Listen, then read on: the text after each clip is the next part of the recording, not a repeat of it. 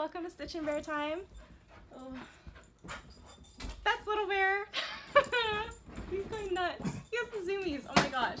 Oh my god. Little Bear. Okay, he went a little nuts. That's Little Bear. If you haven't seen my videos before, my name is Leslie and welcome to Stitch and Bear time.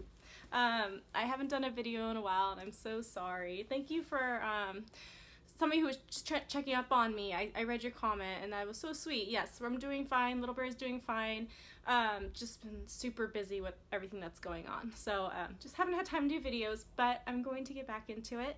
And I have been doing projects. I just haven't had the time to put the videos together, if that makes sense. So we are going to continue on with our Easter wall hanging project. I did finish it. I'm going to show you all the rest of the steps that I took to do that, and then I'll show you the finished product. I already have another project that I've started and it's almost done. I will show you the videos on those as well. And I have lots of plans for the rest of the year. So I'm so excited to do more of them for you. And let's get started. So I'm going to be using my laptop here and it has all my pictures. So it'll keep me on track as to which order I did things in. Where we left off? Well, we left off at the chick's head. And as you can see here, I had to do some satin stitching for the eyes, a little bit in the mouth, and then I had to put some sequins and beads around the edge of this chick's head. And I want to go over stuffing with you, so let's talk about that. Let's talk about stuffing for a minute. So right now I am stuffing the head, making it nice and fluffy. And what I do is as the instructions say, applique around about 3/4 of the way. I start to stuff from where I've appliqued at the very bottom and work my way up. And I tend to mess with it a little bit, make sure it's nice and even. And now I left some pins in there and I'm appliquing a little bit more. And as I applique, I'll stop, continue to stuff this part here, and then applique a bit more, stuff a little more, make sure it's even, and then I'll continue with my applique until I'm done, which will be right there. I have changed the kind of stuffing that I use. I used to use the polyfill, the easy stuff you can find at Michael's or Joann's. You can get on Amazon, really easy. I have actually changed to what is called Buffalo Snow. It's a little bit different. Actually, I think I have both of them on me so I can show you the difference. Hopefully it shows up okay. So this is my polyfill, this is my Buffalo Snow. And when you touch them, the polyfill just isn't as soft. And you get a lot of these little frays and they'll go everywhere. The Buffalo Snow is much softer. Yes, it has some little colorful things in it. But you'll notice it is a different kind of texture. The frays actually don't go everywhere and it tends to hold together.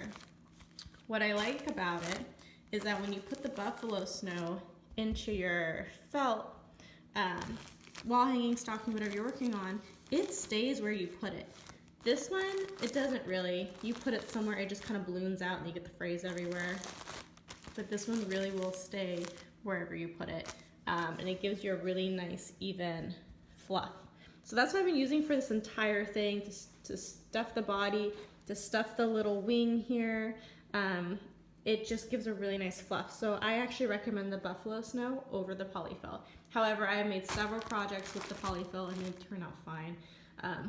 So if you have that, don't worry, it's totally okay. And there it is, the head is on. So after that was the hat. Oh, this hat. Thinking about this hat gets me frustrated. It was the most frustrating thing I've ever done in a Bucilla kit. The instructions to begin with weren't totally clear. I think that the color of string it told me to use didn't match what was in the picture. And then the type of stitch they did in the picture didn't quite match what the instructions were saying. So I ended up just doing the best I could. I ended up using a dark brown for the color thread that came with the kit. And I did do like a straight stitch, I think that's what it's called, for all these little lines that were on the hat. It took me a while, and then when I was attaching the hat, I had some issues with my straight stitches staying on the line that it was stitched onto. If I were to do this hat again, I would do outline stitches for all those little lines on there, and then I wouldn't have had so many issues. But at the end, it did turn out very cute. It was just a little frustrating for me. I'll get over it, but I'm not doing this hat again. Never again. Okay. After the hat, I had to take a break. And it was Little Bear's birthday. I think this is February. And he turned 1, so we sung him happy birthday. Here, you guys can see it. Up, come on. Oh, his camera went out. Oh my god, this is so much harder. Okay, you sit. You gotta sit. Sit. Good boy. You wait. God. Alright. We will get all of our pieces put together here. Put it down. Yeah. Okay, you wait, Little Bear. Wait. Okay. Wait. Alright. Happy birthday to you.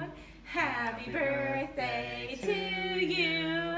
Happy birthday, dear Little Bear. Happy birthday to you. Yay! Alright. Okay, and then after his birthday, I still couldn't bring myself to keep going with that project because the hat was so frustrating. So I went ahead and made a quilt instead. It's actually the quilt that's behind me right now. And there's Little Bear laying on it.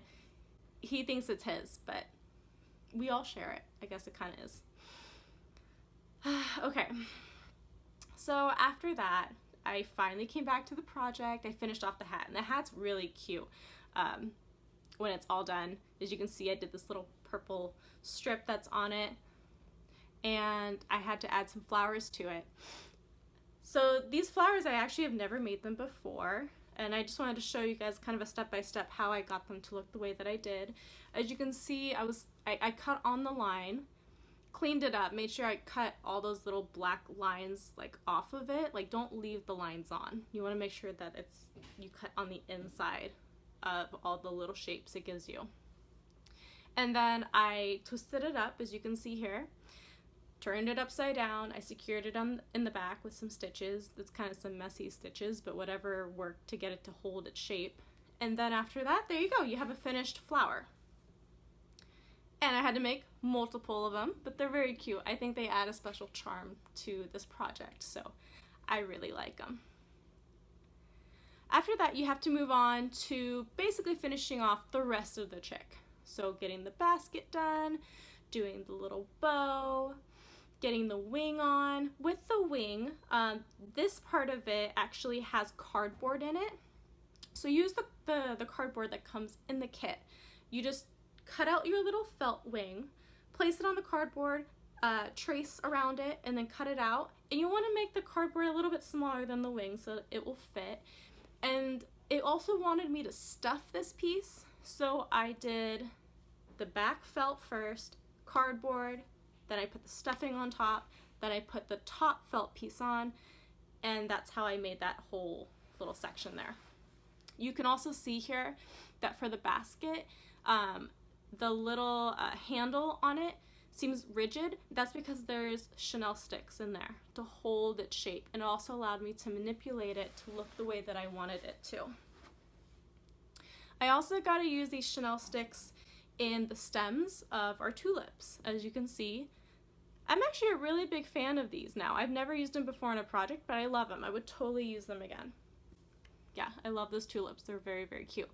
So once I finished the bottom part of my wall hanging kit here, which was basically just a whole bunch of flowers, I had to move up to the top and do the Happy Easter banner part of it. And I did add in some silver thread with the white thread. You can't see it very well in the picture, unfortunately, but when you see it in person, it's obvious. It's a little extra sparkle. And then I decided not to put on the little string that goes around the banner to make it look like it's a banner. It just looked messy to me, and I didn't want to deal with it. So I just attached each of those little letters to the back of it and called it good. And I think it looks fine. I'm not missing that little string that goes with it. Oh, and of course, I almost forgot about those little eggies. I did make those eggies. I'm sorry. I forgot to take pictures and stuff of me making them. and they were actually one of the funnest things, which is how I forgot to take pictures because I just got in my sewing mode, but they are there. Okay, now let's talk about putting on the stabilizer. Alright, so I just finished the front of my project, and the next part of this is to put the stabilizer on. So coming back to this right now, I'm going to turn this over, and you're going to see, there are my pins. I have pinned this, and it looks a lot flatter. I am going to next trim around these edges here so that it lines up with the edge of my project. And yes, if you caught that, they did not give me enough stabilizer, as you can see, but whatever, the top part is what really needs to be stabilized. Once I do that, I cut around it, I'm gonna sew it, and then once I'm done sewing it, I'm actually going to use this cute little fabric that I got online on Etsy. I found it. I'm gonna put this on the back. It's like Easter bunnies in a garden. I just think it's super cute. So that will go on the back to make the back look a little more interesting after I get the stabilizer on. I considered using poster board, but I'm too lazy to go out and get it, and we're in a quarantine, so I'm not gonna stand in line to go get that. I'm just gonna use the stabilizer they provide, get that fabric back on there, and then we'll be all done. All right, so after the stabilizer is on, I had to put on fabric. You don't have to, but I like to put on fabric on the back of anything I do. I want to say stockings and wall hangings. Yeah, pretty much I like to put on fabric on the back. It just gives it a nice finished look. The stabilizer, it's good to help smooth out your project, but I feel like it just seems a little unfinished. That's just my opinion, but whatever works for you, right?